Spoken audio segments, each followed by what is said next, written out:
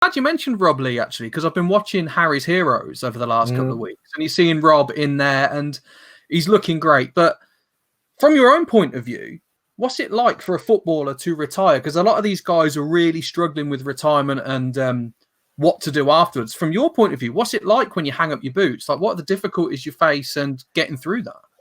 Yeah, it is so difficult because, you know, from the age of 16, you know, I left home at 16, moved to Manchester, and from then on, football was your life.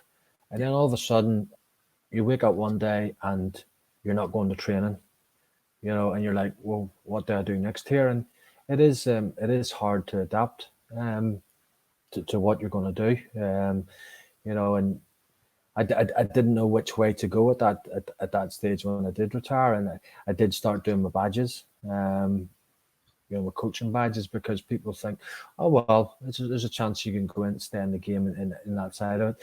People go into the media.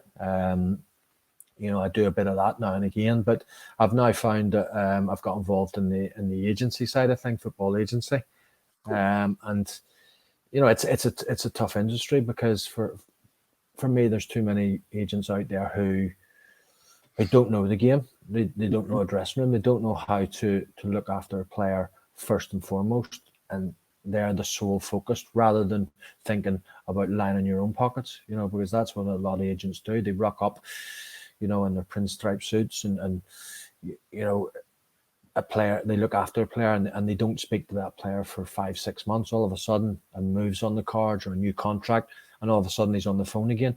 With being a football agent, it needs to be a little bit more intimate now, where you need to, you know, be friends, as well as looking after them. You know, and there just needs to be that trust element. So I've got involved in that, and you know, hopefully, it's going the right direction. You know, I obviously know the dynamics of a football dressing room and the struggles that you can have both on the pitch and off the pitch. So, you know, it's nice for players, you know, that can sort of ring me up and you know, ask me for advice, because I've obviously been there and done it. I think the key word you said there was trust, because there's trust from Yeah. the player to you, but also Mm-hmm. trust from the club to you as well, because you know that you're the perfect position. Do a lot of other ex-pros do this as well, or is this something you've kind of forged your Yeah. own path? Yeah, no, there is a few that have got involved in it. You know, quite a few. You know, in the UK. This is something that I was asked to get involved in, and maybe 3-4 years ago, and you know, it's building nicely. You know, as I say, as you said there, trust is the most important thing. You know, and footballers can be too trusting. You know, and as I say, you want to build this relationship with them where they know 100% that when you go into a boardroom to thrash out a new deal, you're working on their behalf, and you're not thinking of yourself. It needs to be them, the sole focused. So that's something which myself and the other guy who's involved with me, you know, we want that to come across to the players, and hopefully when they are on board with us, they do see that.